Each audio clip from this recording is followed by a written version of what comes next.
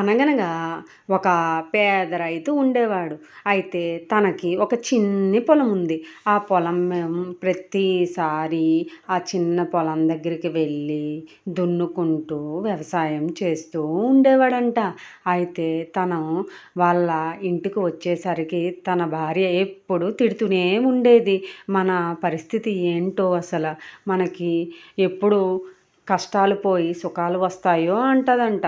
అయితే ఆ పేద రైతు ఎప్పుడు ఏడ్చుకుంటూ అలా ఉండేవాడంట. అయితే ఒకరోజు వాళ్ళ భార్య అన్నదంట, పొలంకి వెళ్ళి మనము ఒకసారి గడ్డి ఏమైనా ఉందేమో చూసుకోనరా, మన ఆవుకి మేత వేద్దామా అని అన్నదంట. అయితే తను సరే అనేసి తన పొలం దగ్గరికి వెళ్ళాడంట. అయితే అక్కడ గడ్డి ఉందంట.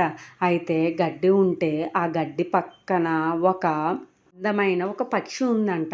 అయితే ఆ పక్షికి దెబ్బ తగిలి ఉందంట.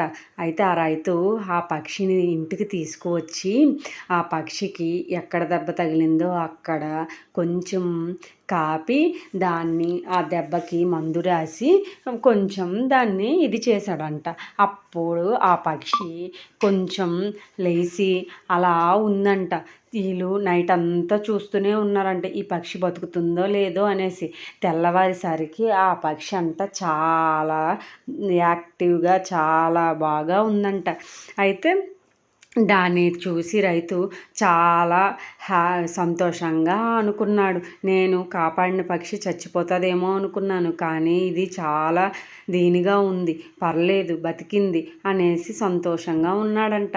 అయితే అప్పుడంట ఆ పక్షి అన్నదంట, నాకు ఒక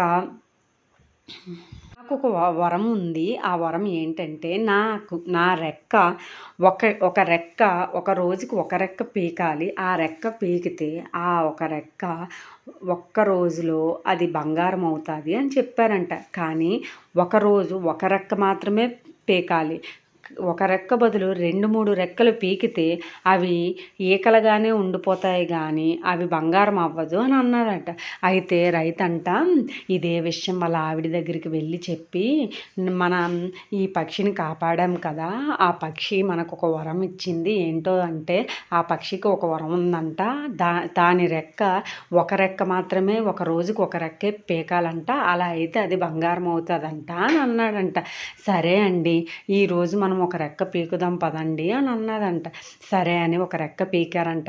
పీకేసరికి ఆ రెక్కంట బంగారం అయ్యిందంట. వాళ్ళిద్దరూ చాలా సంతోషపడ్డారంట.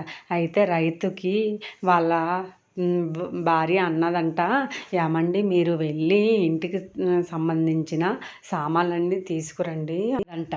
అంటే అలాగే అనుకొని రైతు వెళ్ళాడంట. అలాగే అన్ని సామాన్లు ఇంటికి కావాల్సినవి తీసుకువచ్చాడు. వీళ్ళు వండుకొని ఎన్నో రోజుల తర్వాత ఈరోజే మనం ఎంత సంతోషంగా తిన్నామండి, ఈ పక్షి మన జీవితాలను మార్చడానికి వచ్చింది అని వాళ్ళ ఆవిడ భార్య అన్నదంట రైతుకి. ఆ రోజు రాత్రి వీళ్ళిద్దరూ సంతోషంగా తిని పడుకున్నారంట. తెల్లవారి లెగ్గానే వాళ్ళ భార్యకు ఒక ఉపాయం వచ్చిందంట. ఈ పక్షికి మనం ఒక ఈక పీకితేనే మనకి ఇంత బంగారం వచ్చిందో, అలాగే అన్ని ఈకలు పీకితే ఎంత బంగారం వస్తుందో అనుకుందంట. కానీ ఆల్రెడీ రైతు వాళ్ళ భార్యతో చెప్పారు, ఒక రెక్క మాత్రం పీకితేనే బంగారం వస్తుంది, అన్నీ పీకితే ఇవి ఈకల్లాగే ఉండిపోతుంది అని. కానీ ఆ భార్య వినలేదంట.